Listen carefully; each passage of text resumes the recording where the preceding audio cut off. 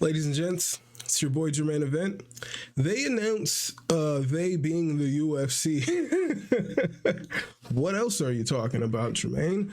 They announced that at UFC 307, Alex Pereira will be defending his belt against Khalil Rountree, which is kind of crazy. I thought it was weird. I thought people were making a joke or something.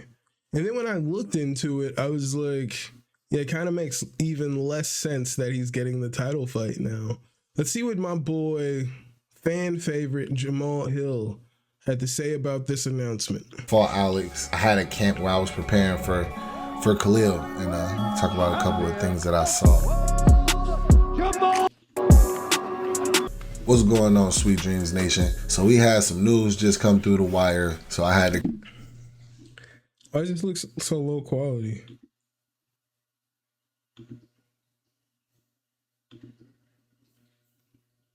I had to come in, do a quick reaction, and give my thoughts on it, because I feel like I'm in the mix here, so I'm in a position to give a little talk and whatnot about these things. We just got the announcement from Dana White and on the UFC website and every major outlet that there is that Khalil taking on Alex Pereira for the light heavyweight championship fight. And I wanted to come in real quick and kind of check this out with y'all and give my initial thoughts on the announcement. Initial thought is it's weird under the circumstances. Circumstances being that Khalil, one is he's ranked number 8 in the division. He's behind quite a few guys, myself included. He's coming off of tainted drug test, tainted supplement, whatever. He took a banned substance. So he's coming off of that, and coming off of that, where he was set to fight me in a light heavyweight contender fight, to where now he gets bypassed that, and now it's straight to the title and straight to the title fight. To a degree, I get it. Alex is a big star. They want to keep him fighting. They want to keep him as. I don't get it. I remember when Khalil Rountree did the interview with Helwani, and he was like, everybody wants to see me fight Alex Pereira. And I was like, I don't recall one person ever talking about that fight. But he manifested this, just like Juliana Pena went out there and was like, Amanda Nunes is scared to fight me. And then they booked that fight and she beats her. She manifested that. But nobody was calling for that fight. Nobody was calling for this fight, but here we go. I'm as busy as possible. And honestly, this is a good matchup for him. This is a really good matchup for him. A guy that hasn't been tested against the type of skill that's at the top of the division. Just physicality. He's like, I think Khalil's like 6 feet tall, 5'11" or something like that. And reach isn't. He's got long arms, but that height advantage for that. And Alex is one of the top 3 tall guys in the division, right? And Khalil's kind of on the shorter side. So there's a physicality difference there, as well as the fact of, I don't think we've ever seen Khalil's ever fought 5 rounds. I don't think Khalil Rountree's ever been in a 5-round fight. So it's another huge thing that kind of rose into Alex. They want to promote Alex up, keep him busy, and keep his name ringing bells. And this is one way that I see doing it. I see this as a complete mismatch, and just a way to a money grab. It would kind of look like a money grab. I want to give an initial early breakdown of what I think of the fight. I've been in a camp and I fought Alex, and I had a camp where I was preparing for Khalil, and we'll talk about a couple of things that I saw. He's got about a 2.5 inch reach advantage on him, as well as a 3 inches in height, which Khalil's about 6 foot tall. Be honest, if we're being 100%, Khalil's about 6 foot tall, so he's probably about 4 to 5 inches taller than Khalil. Honestly, shout out to Khalil. You gotta give him some love. He's 6'1". We got in this business to fight for championships and fight for titles, and he's getting that opportunity. Although I don't feel that he should be even in the conversation for an opportunity like this. You can't argue with the fact that work puts you in position for things like this. He's on a 5-fight win streak. He's on a so he's been doing this. I honestly feel like with this matchup, we should hear stories of like. I mean, I think Jamal. I don't think Jamal is hurt, actually. Oh, no, yeah. Jamal pulled out of the fight because he was hurt, right? Is that what initially happened? I believe that's what happened. Don't quote me on that. But with this matchup of Khalil Rountree Jr., even if it is just like, let's build up Alex Pereira, let's get another win on this guy who only has 11 wins. All right? One of our biggest stars, he only has 11 wins. Let's get him an easier fight. Even if that is the goal here, I feel like I should hear from a lot of the other guys. Like, Roundtree's ranked number 8. So there's 7 other guys in front of him. And I need all those 7 guys, at least 6 of those 7 guys, 5 of those 7 guys, to tell me that they were contacted and they could not fight. Either they're hurt, they already have a matchup booked or something like that, which, of course, if I could fight for the belt and bypass whatever fight I'm doing, I'd probably do that. So, like, what happened to those other 7 guys ahead of him? And he hasn't fought anybody in the top 5. He hasn't fought anybody of this caliber. Definitely not of Alex Pereira's caliber. I don't understand the matchup at all. Nah. On this thing in that regard to get himself in that position, I guess, like, to a degree, but I know what some people are going to say, right? Some people are going to say, hey, Jamal, you were number 7 whenever you got the title shot, right? It was a little bit different. A lot of things had to fall into place in order for me to get that title shot. You had the draw between Magomed and Jan Blachowicz, which canceled those 2 out. You had the Isn't Jan ready to fight? Jan had a close fight with Alex Pereira in a 3-round fight. Why isn't Alex fighting? I mean, why isn't Jan fighting Alex? I think he has more of a claim for the title fight than Khalil Rountree. The injury to Yuri, you had the injury to Rakic, you had the injury to Anthony Smith. There was nobody essentially left, so I was the one that was right on the outside of that on a winning streak myself.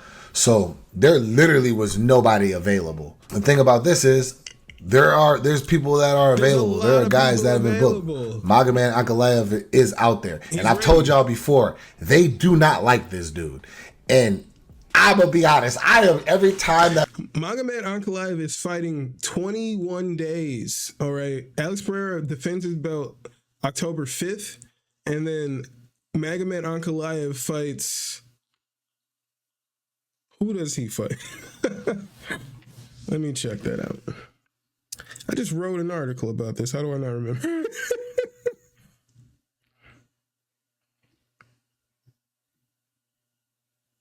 Oh, Magomed Ankalaev is fighting Alexander Rakic 21 days later at UFC 308 in Abu Dhabi.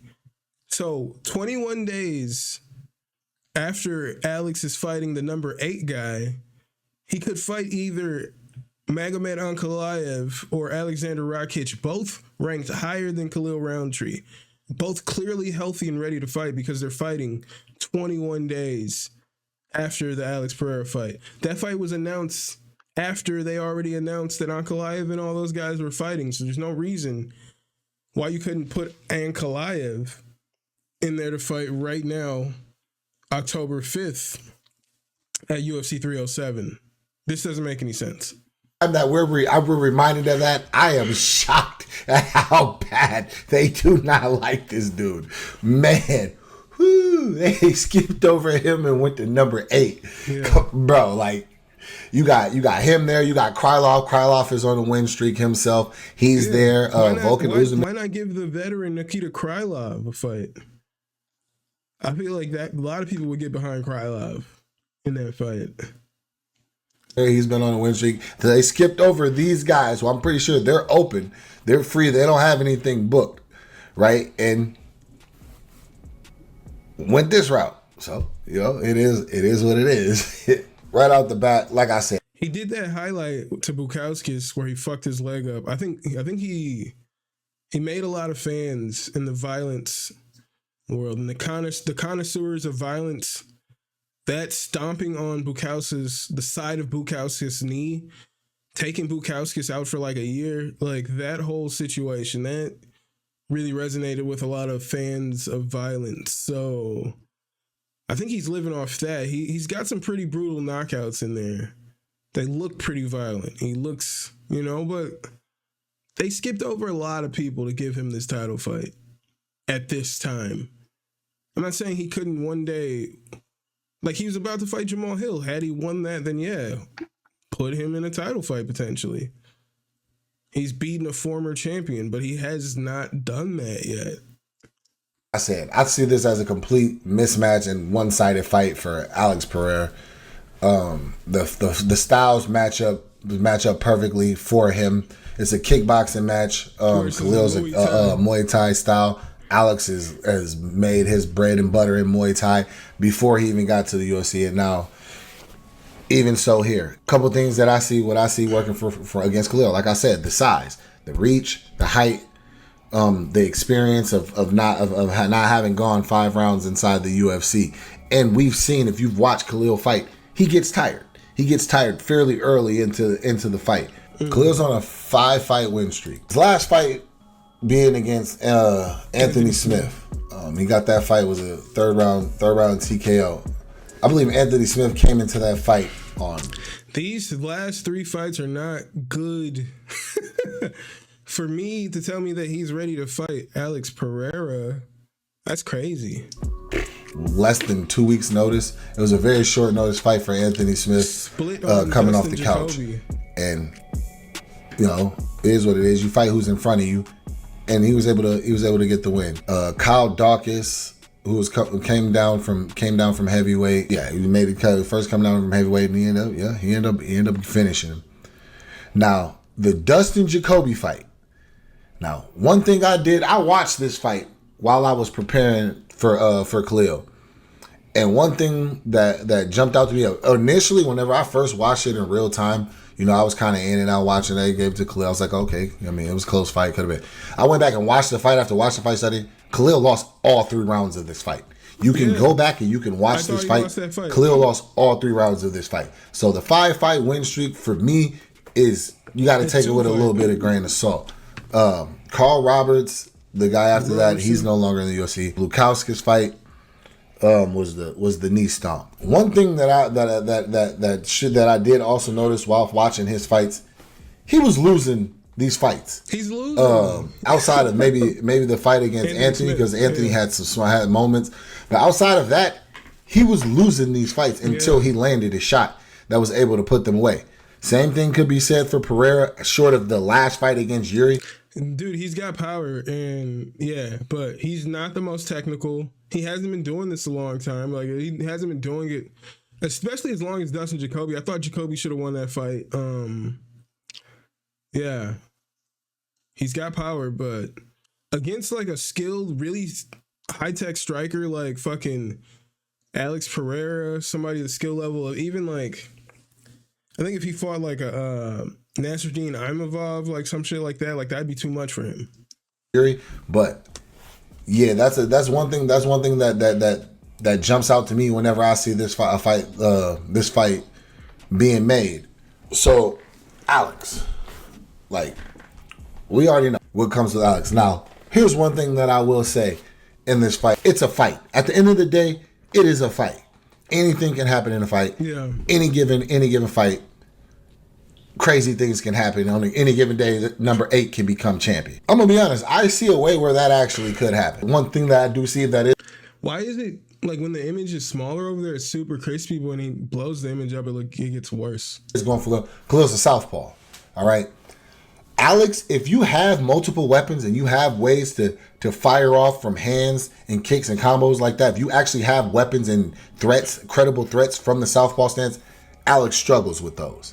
He actually struggles with that. If you go back and you watch the second fight in the UFC against Izzy, more so he started to add more strikes and more threats from the southpaw stance. He added more threats from the southpaw stance as opposed to the first fight. The first fight where Izzy fought Alex in, I believe it was in Madison Square Garden, he would go southpaw. And it kind of froze Alex a little bit, but he didn't really throw anything. There was no really threats, no real anything from there. That was an adjustment he made in the second fight that worked out for him. Khalil's a natural southpaw. He has weapons. He's able to. He does hit hard. He can drop bombs.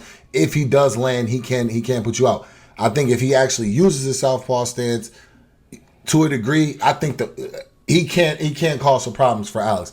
Here's where my thing is: Alex's physical size and stature, I don't think and the IQ, bro. I don't think the IQ is there to understand the positioning of where you need to be at to beat somebody of that size and skill. Pause, because that might have sounded crazy, but it's a wild turn of events, man. It's a wild turn of events. It's crazy. I don't know if it's ever happened before where a fighter was removed from a bout because of tainted substances or whatever, and then receive a title shot over a number of other contenders. One of which has won 9 fights without losing, and has beaten a lot of the guys that have beaten him, as well as, you know what I mean? I don't know. They just don't like you, bro. That's all I can say. They just don't like you. I'm expecting a spectacular knockout from Alex. Probably early, first round, I'd say. I could see it going. I could see it possibly going longer if they get into maybe to like a gun shy situation. But I don't see that. I see this as completely a mismatch. This is a way for them to maybe pad him, get him an extra defense as a champion. Big buzz around the community is the hype of Alex moving up to heavyweight and potentially fighting a John Jones or an Aspinall, which would be a huge fight, a big payday, and things like that. So when you got things like that on line, paydays and things like that on line, I get, you know what I mean, you start to see things like this.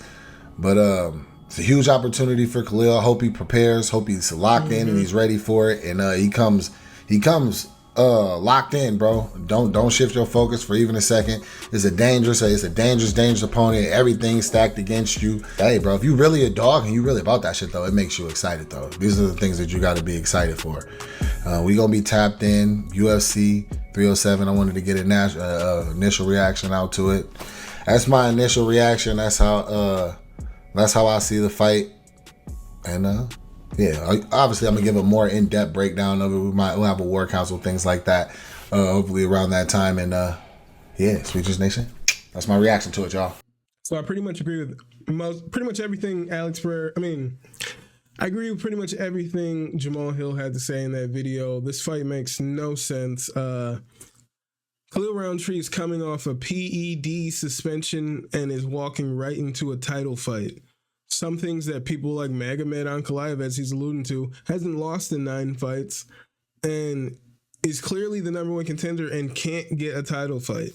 Clearly is the number 1 contender. But somehow this guy gets a PED suspension, all right, is on on banned substances, and now he's walking into a title fight. Congrats to Khalil, but it just doesn't make any sense to me. Tell me what you guys think about this in the comments. Do you think Khalil Rountree is the right person to fight Alex Pereira at UFC 307 if this fight stays as it's scheduled? Khalil is coming off a PED suspension, so hopefully this fight holds up. Let me know why you think Magomed Ankalaev is not getting the title fight. Let's discuss it all in the comments. Hit that like, hit that subscribe, and I will see you guys next time.